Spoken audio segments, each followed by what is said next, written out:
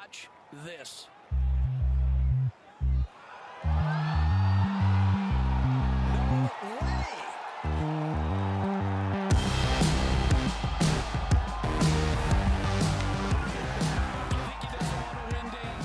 What is your philosophy when you look at someone's swing? What are you looking for? I know you've developed a particular interest in how the body moves in the swing and how it affects outcome. What are you looking for when you look at a golf swing? So you look at it, that's actually a really big question, but in a lovely way there, Tom. So it always connects back to if Bruce is the player. Hey Bruce, how can we help today? And your kind of belt line. My turn to connect you now. I'll go underneath you. Mike, hold that for me. Yeah.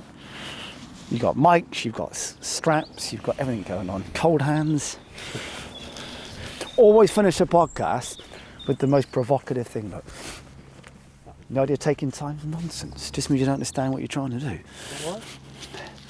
Sorry, Polly, can I jump? That's why when coaches say it will take time. That's a coach insurance policy. What they really mean, the coach doesn't know what's going to happen either. Yeah. Take time. It's going to take you weeks to get good at this. Where have they got that value? Is it like an arbitrary pluck it from a hat? Weeks. Right. Yeah. Again, if you really know what to do and you know why they do it and how to resolve it, it's pretty much somewhat, again, the early embryotic form is fairly immediate. Okay, it will get more refined over time. But often when coaches say it will take you weeks to get good at this, that's their defense of saying, I don't really know what's going to happen, so I'll say weeks to kind of defend me. And I mean that not in an abrasive way, but that's often what you see within that environment. Belt, club, lead shoulder. Yeah, so this is you developed this? The software, yes. Yeah. So this is the kind of smallness. I have many systems. So this is my kind of mobile field-based system today. So again, as you record this outside at Cumberwell, I have a bigger system which is kind of actually located within my studio. It's connected to my force plate, for example. Yeah. And that allows us to look at more segments. But as far as what we're doing here, it's the kind of field-based kind of smaller system. Right, all good? Come on, son. Let's get you good to go. How are you feeling, Bruce? You nervous? Can you see that I'm shaking? That's the cold. It's the cold and the nerves of hitting balls on camera for the first time in a while.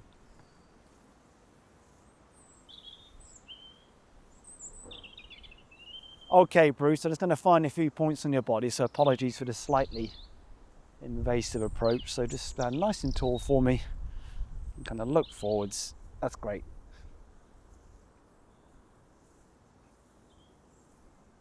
Just hold it there for me, can you? Put it. There you go. Tom and I are big lovers of hack motion at the moment. Have you used that, or any thoughts on that? We've it's like a sort of very poor man's version of all appalled by that. You don't think it works? The silence is deafening.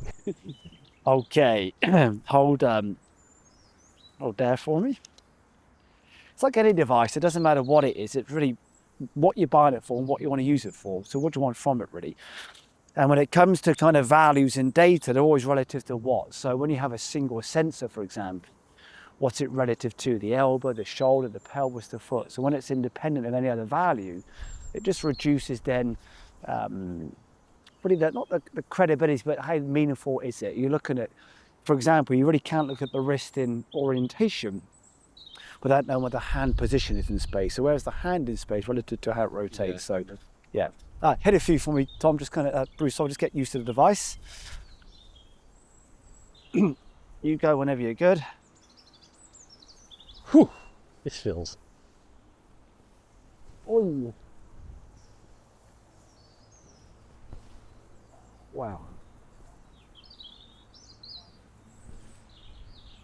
You go whenever you're ready.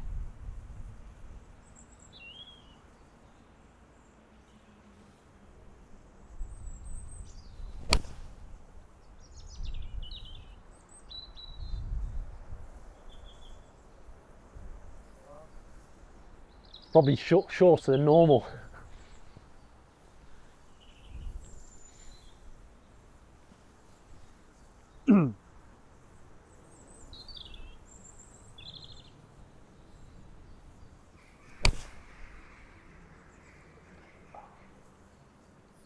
Okay, we got all the data we need, chaps, so That's it. 2 swings. super quick.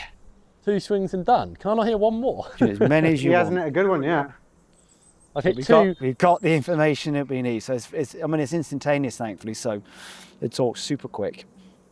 Can he not make the swing better? For sure. Always. We can always improve. Totally chunked. Okay, Bruce, one more, then we have enough to play around with them. In fact, just come and hit me one more if you can, it'd be very helpful. Yeah.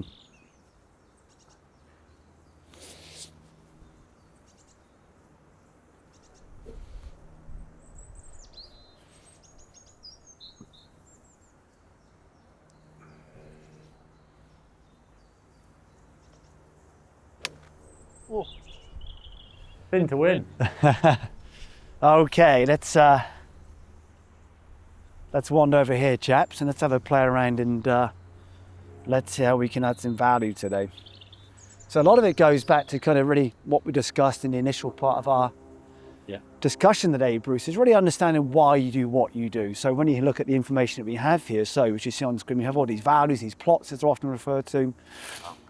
Really what this then allows us to then fully establish is kind of the framework of what you do. So kind of like we spoke about on discussion today, the examples being, how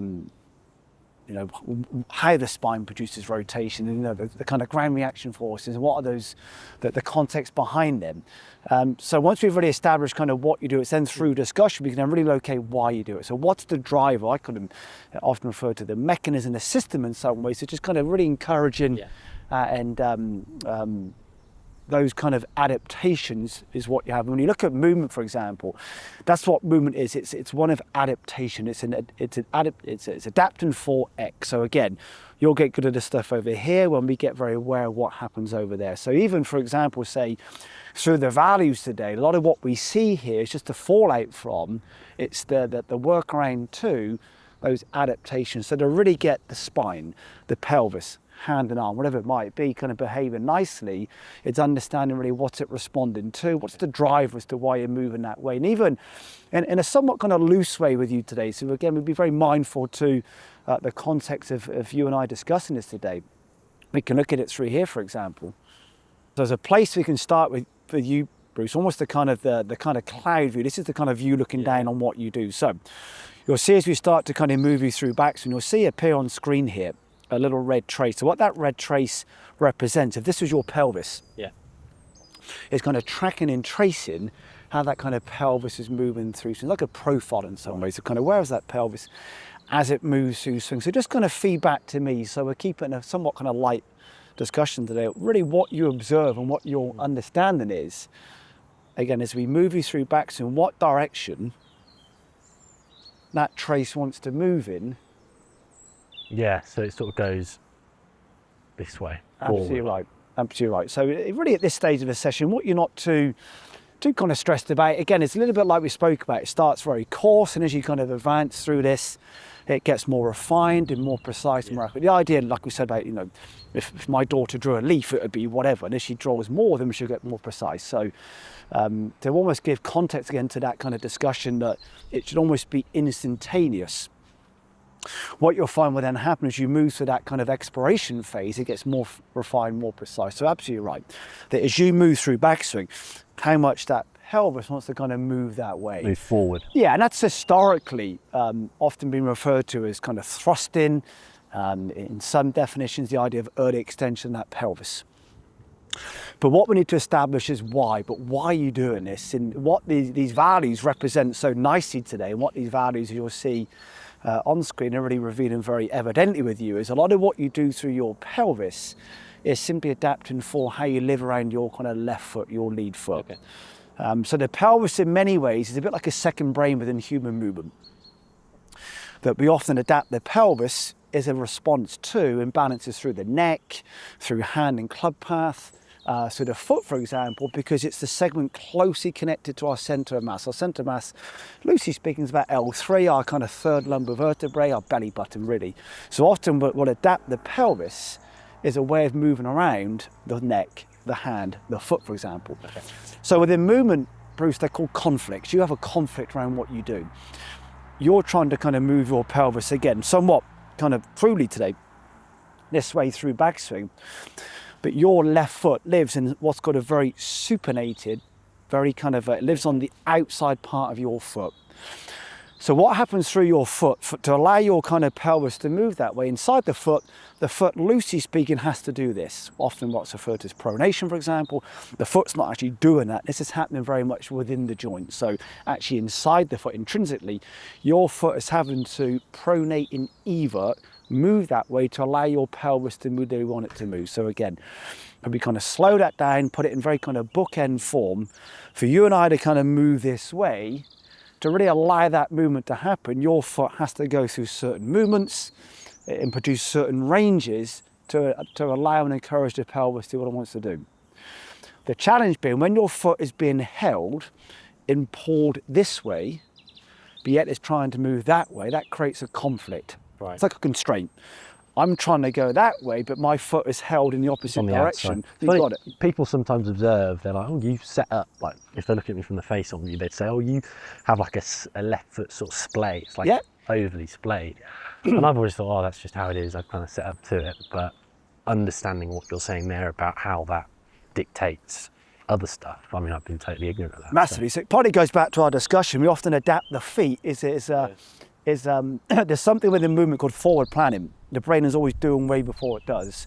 So it's almost like you adapt your feet in advanced preparation for, you know you have to adapt somewhere later within that kind of movement. So again, we're trying to go that way. For us to move that way, the foot has to kind of move in that direction within inside the actual foot itself.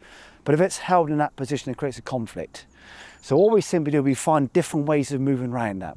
Examples being, if you then go, right, that's a bit of a challenge. Well, that kind of figure. So really what we see, for example, through 3D values, or you might see, say, for example, in this case, through a force plate, you would see a particular profile through the floor, say, for example, through the COP traces typically. Again, they are reaction forces. What are they really responding to in this case? I think the idea of kind of bookending. So certainly, I think when we start to explore more anatomically, how can we actually start to connect that foot with the floor? We'll obviously explore the actual movement of the foot itself. I think you'll get better through the pelvis when you get better through that lead foot. That's interesting. I've been on a pressure trace like once or twice. Yeah, a good few months ago actually. Just went on one and I noticed with the pressure trace, I'd sort of go this way a little bit, start going back this way, and then it would stop and I'd sort of back out of it. But I don't know if that has a relationship to what we're sort of talking about there. Maybe I'm jumping the gun, so stop me if I am, but in terms of the stuff that I've tried to do in my golf swing, I think I've been relatively consistent on like a theme of things that I've been trying to do for a good 4 years or so now, 4 or 5 years. And it's always been, for me, kind of hanging back and staying quite closed in my upper body, which, yeah, as I say, maybe I've jumped ahead, but... Not at all. That's going to tell that story. I think it's a nice way of kind of really going through that today. So again, you look at what's really driving, what's the real system behind why you do what you do, most likely kind of how that left foot lives in life. So even watching you, as you and I were discussing this today as you set up, you like to live on that outside part of your foot. Okay. Why you do that is another discussion. It's how far back does one really wish to go? Let's see. Let's then see how you then start to adapt, how you then start to kind of respond then around, for example, as we saw in the trace of that pelvis coat so evidently through the illustration, the animation today, how much that kind of lead hip wants to move forward. So if you just come and take your start position for me, let's just start to play with that as we're here. Just kind of pop yourself in the setup for me. And the feet kind of loosely speaking, a bit like kind of tripods. This is a somewhat kind of very kind of Friday afternoon definition in some ways. You've got these kind of 3 pressure points on the foot. Yeah. Kind of base of big toe. Yeah. Base of little toe. It's actually inside and outside of ankle. So just making those feet slightly kind of wider apart from us, just kind of move the heels out. Without adapting the knee, without adjusting the kind of hip joint, it's just being more mindful. So not without turning the foot in, just can we get slightly more pressure on the inside of the heel and the base of that big toe. So what no one's saying anyway is to push the knee in and kind of collapse the foot. It's just being mindful of, Bruce, at a dress, can I reconnect the base of the big toe and the inside of that heel without adapting the knee in that start position. Okay. So somewhat kind of loosely speaking, some people can often feedback it's kind of knee out, pressure in, and that's somewhat kind of informal. So this is really weird, but like a few years ago,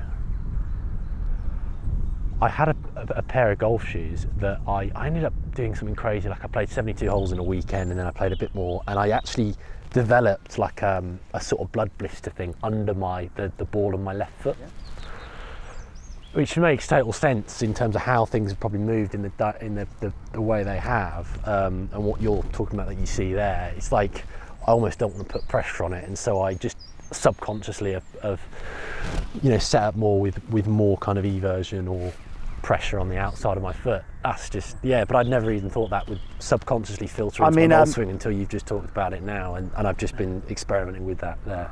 I mean, pain is a big motivator. A lot of what we do within movement is pain avoidance.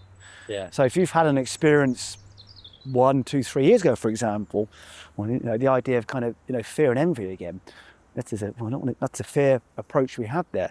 But adapt how we then kind of move to avoid exposing that foot to those experiences you had, whatever. So again, they become learned behaviours. Much of what we do within movement is about learned behaviour. So it goes back to, like we spoke about in our discussion, you have two choices: change your expectations or change your behaviours. Yeah. That's our choices today. Yeah. So this is a learned response, a learned behaviour. So invariably, how do you kind of typically do this, say, for example, in a slightly more kind of slower environment?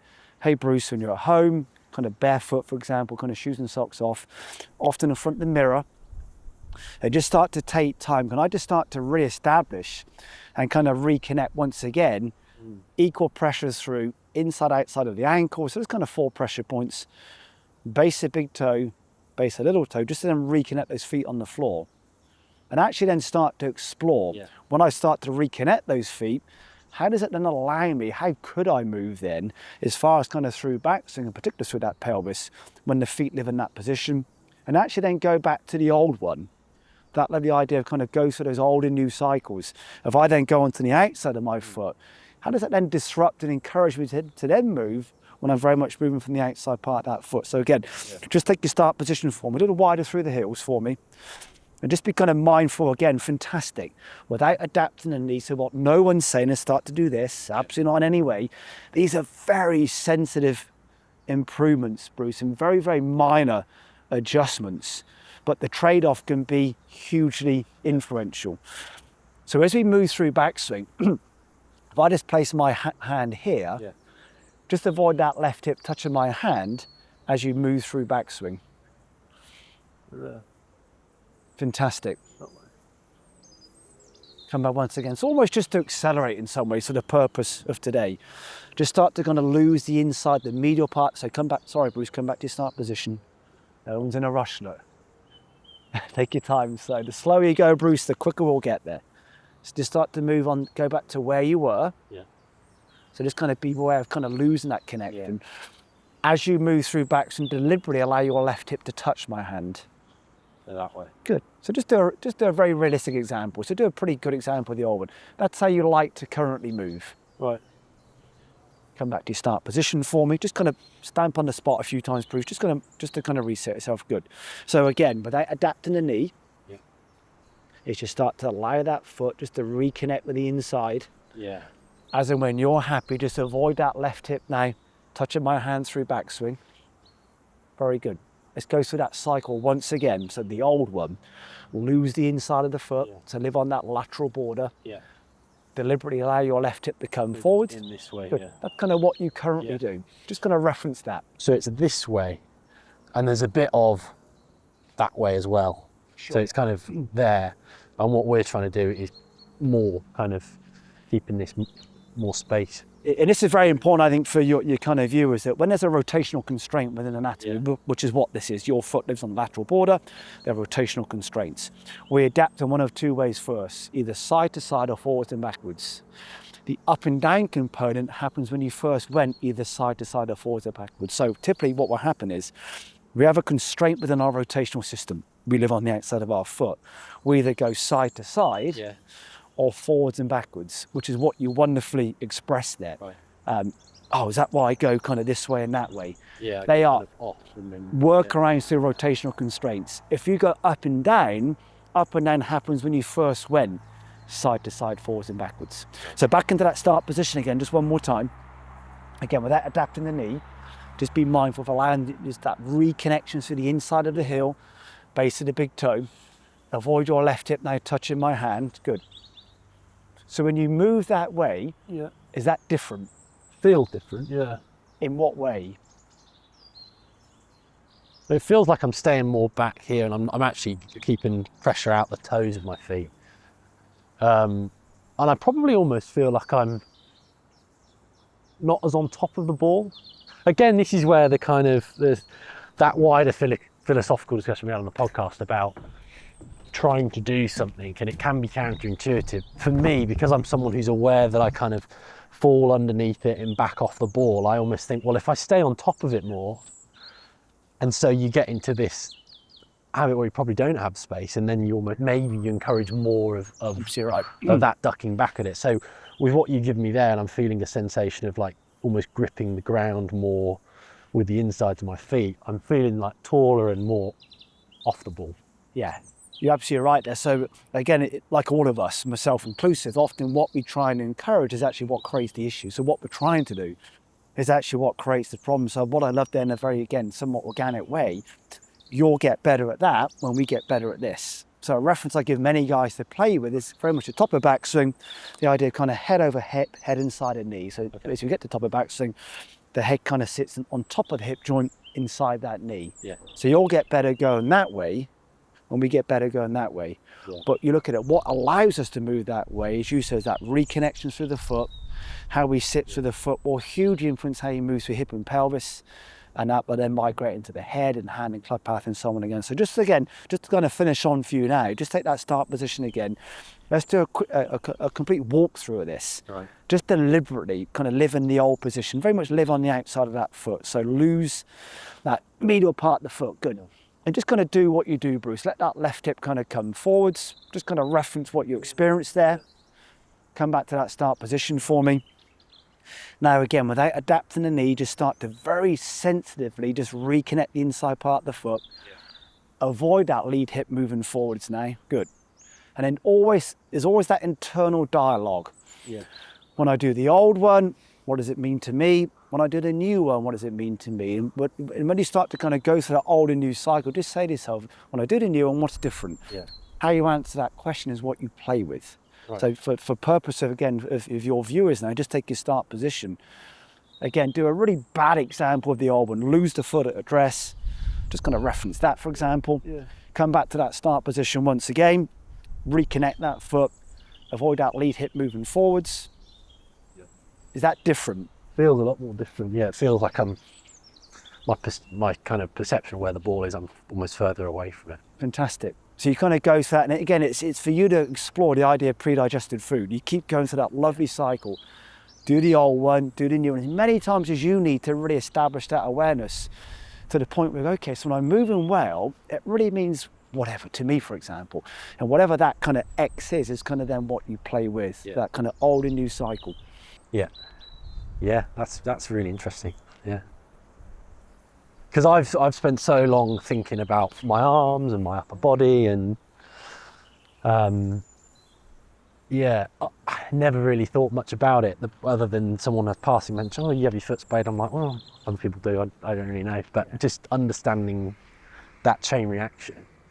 So you kind of look at it, I mean, again, really never really change is not a particularly great word, but never really change what you see or feel. The minute you become aware of something, the minute, say, a coach observes it, the error's already happened. So what we become exposed to and what we become aware of is the fallout. It's like the frame after in some ways. Yeah. So there's always that bigger question, but why am I doing this? And you kind of look at feet in particular, typically when the foot lives, say, in a very pronated position, that often then reduces ability to produce a force. When the feet then live in a very supinated position, it reduces the ability to absorb a force. Okay. So when you live in that very kind of fixed position, that's a constraint within rotation. We're trying to go this way, but your foot's being held and pulled that way. So we'll simply find a way of moving around that. And it very much connects into the idea of that kind of early extension of the pelvis, which many of us have been exposed to.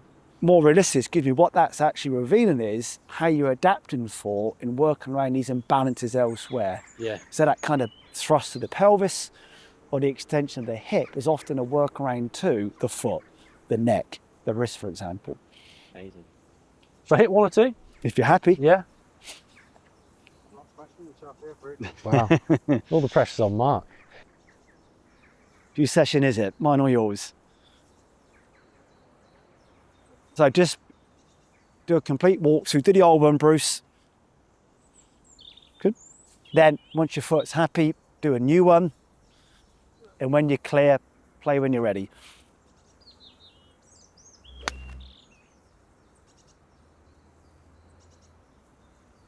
Yeah. Be careful, Bruce. That could work. Maybe. That could actually work. Be careful.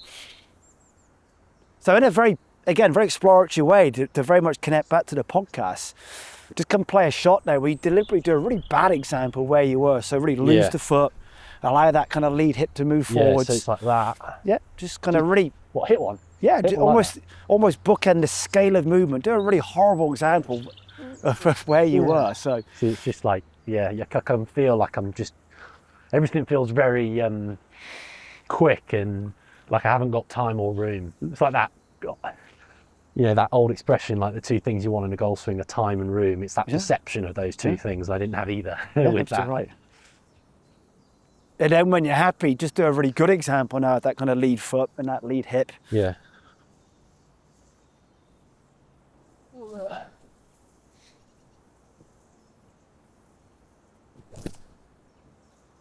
Very good. So you're continuously going through that kind of way better. That phase of that phase of either exploration, old one, new one. Do a bad example, do a good example. So really, what that's encouraging is you're again very organically you start to create meaning, value. What does it mean to me? What's my awareness of moving that way? So when we look at all the values that we have, I think what's as we kind of slow down now. What it really connects back to is what's driving us, what's the real mechanism that really encourages all these responses to happen. So I think with you, when that foot kind of sits on the floor anatomically how it likes to live, and the pelvis then starts to adapt in response to that, much of those other things you're exposed to will just start to somewhat resolve themselves. So you see that track through there in the, for sure, in the data, that pelvis would hopefully see a slightly different. Yeah. That's why I think it's very important. You get a chance to see what it means to you initially, that you went, oh yeah, it's kind of moving forwards. Yeah. Great, let's go figure out why. Yeah. Wow. Watch this.